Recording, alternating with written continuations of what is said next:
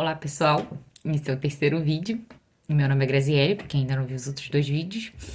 Eu sou autista nível 1 de suporte e eu vim aqui continuar a história sobre como eu cheguei ao diagnóstico de autismo aos 35 anos. Eu fiquei com o Gabriel durante um tempo, depois o Gabriel saiu lá do CAPS. Eu passei por uma psicóloga que falava pra mim assim. Não vou falar o nome dela aqui. Mas ela falava assim. Eu acredito que talvez por inexperiência, não sei. Mas ela falava assim pra mim: é assim mesmo, toma um chá. E, gente, se eu nunca tivesse feito terapia na vida, eu ia acreditar que aquilo ali era terapia e eu ia embora e não ia fazer mais terapia na minha vida e ia deixar pra lá. E mas eu já tinha feito, entendeu? Eu já tinha feito muito tempo de terapia, eu já sabia o que era terapia, eu sabia que terapia não era aquilo ali.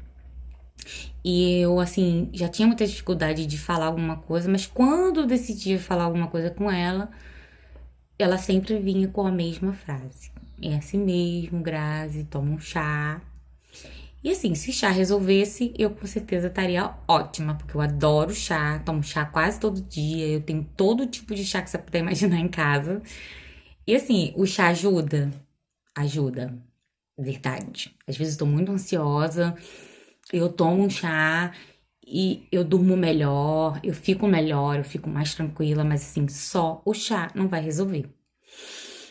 E aí pedi pra passar por uma outra lá que eu tinha visto que era fera. E aí ela me atendeu a primeira vez, a gente conversou pouca coisa. A segunda, e na terceira vez ela falou assim: olha, eu vou te caminhar para o ambulatório e tal, porque se você quiser, né? Se você quiser, eu te encaminhar para o ambulatório, porque eu vi que seu caso não é aqui.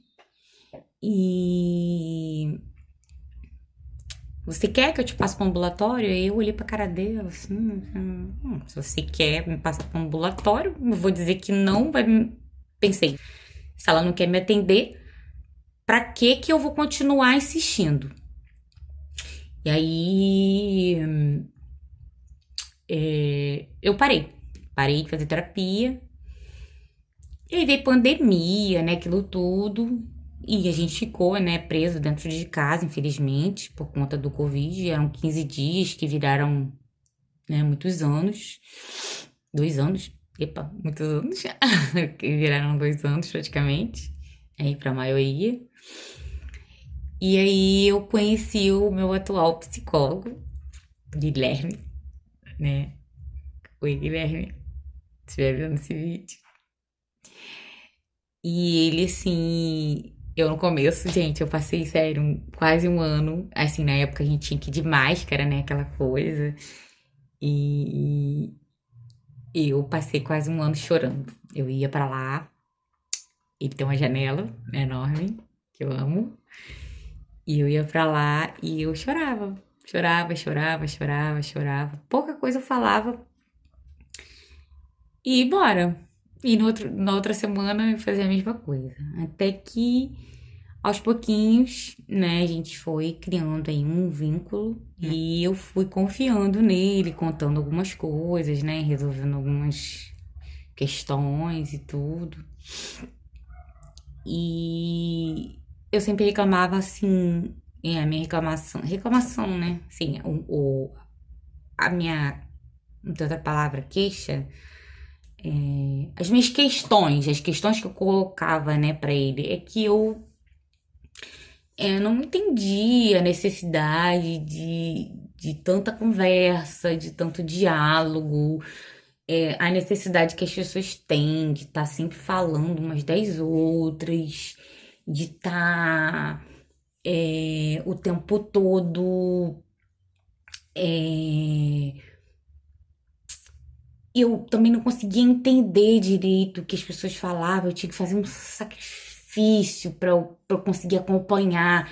Depois de um certo tempo, eu começava a ficar cansada, ficava estressada de ouvir. E eu não conseguia entender, porque eu via todo mundo conversando, rindo e gostando daquilo ali. E às vezes eu só queria se esconder em algum lugar. E assim, eu sou professora, Eu trabalho em escola, e escola a galera tá o tempo todo falando, conversando, né? E pra mim aquilo assim era muito difícil, eu não conseguia entender por que que era tão difícil pra mim. Mas de início era só isso, eu fiquei muito tempo.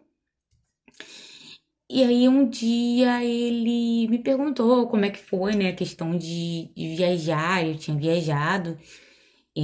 Depois eu faço um vídeo aí explicando um pouco melhor pra vocês como que é a viagem de um autista. De repente posso até, quando eu viajar de novo, fazer um vídeo é, como que eu fico nas viagens e tudo.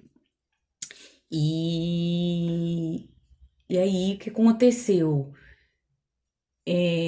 Um dia ele perguntando da viagem, eu falei, né, foi tranquilo e tal, só que às vezes eu cheiro algumas coisas e tal, antes de comer, quando eu vou comer, assim, em algum lugar que eu não conheço, se tiver com uma cara boa e tal, antes eu tenho que cheirar, né, se está num cheiro agradável e tudo, eu não como qualquer coisa, e aí ele falou, peraí, ele juntou tudo aquilo que eu já tinha falado, né, não só de não compreender o que as pessoas falam, de não entender essa necessidade de conversa, de ficar cansada, de se me sentir, de estar sempre com dor de cabeça, de me sentir muito esgotada e todas as outras coisas que eu não vou lembrar aqui agora exatamente pra falar.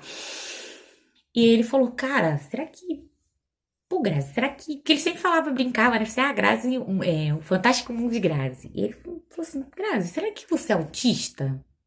E aí eu falei: peraí, que? Autista? Pensei: tá doido.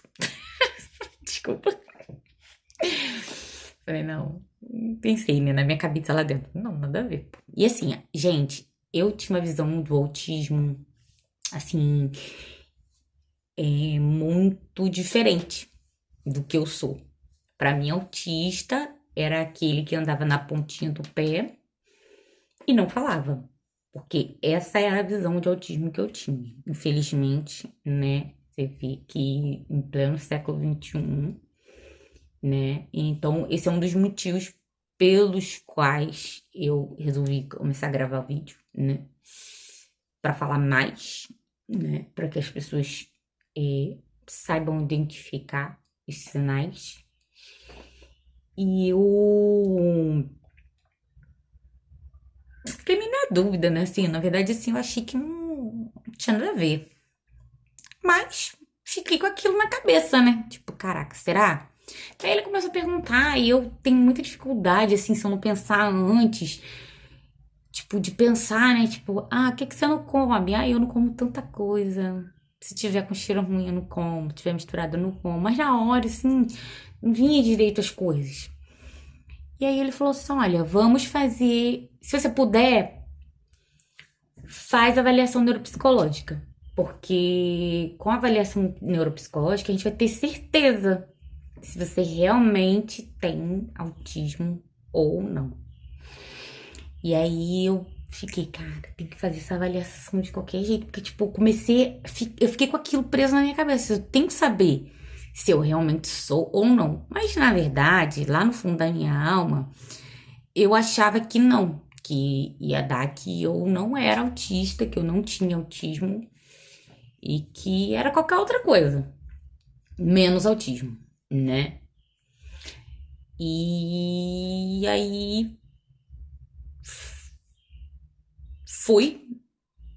entrei em contato, né, com a neuropsicóloga e falei com ela, pessoal, olha, o Guilherme me mandou, Guilherme me passou seu contato e eu quero ver quanto que é para fazer a avaliação. Não é barato, infelizmente, assim, muita gente que é autista, eu acredito que teria uma dificuldade de custear a avaliação neuropsicológica. É claro que tem casos em que nem precisa avaliação neuropsicológica para saber que a pessoa tem autismo. E eu marquei com ela, né, para fazer. Eu priorizei, eu deixei outras coisas de lado porque eu precisava saber. Porque há muito tempo eu buscava o que tinha de diferente em mim qual era a diferença minha para as outras pessoas. Eu via todo mundo muito feliz de estar reunido, todo mundo muito simpático, todo mundo muito entrosado, e eu sempre muito cansada, eu sempre muito estressada, eu sempre com um pensamento muito rígido.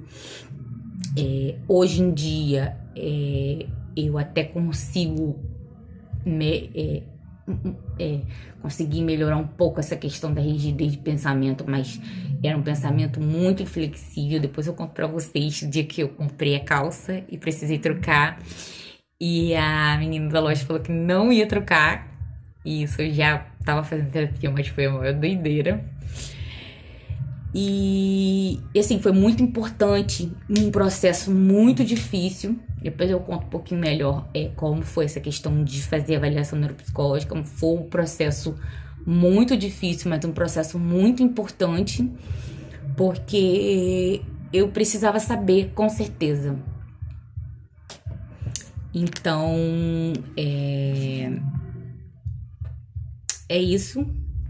Deixa aí, pessoal, as dúvidas, o que vocês gostariam de saber. Eu vou passar para vocês depois, mais ou menos. Lógico que eu não posso dar muito detalhe, mas assim, como foi para mim fazer a avaliação neuropsicológica, como que eu me senti, como foi receber o resultado. Graças a Deus eu tive apoio, tanto do meu psicólogo maravilhoso aí, do Guilherme, como também da minha família. Minha mãe super aceitou, meu marido também, assim, ninguém tem aceitar. Minha filha também foi de boa. Então, é isso. Tchau, e até o próximo vídeo, que acabou aqui o tempo aqui do celular.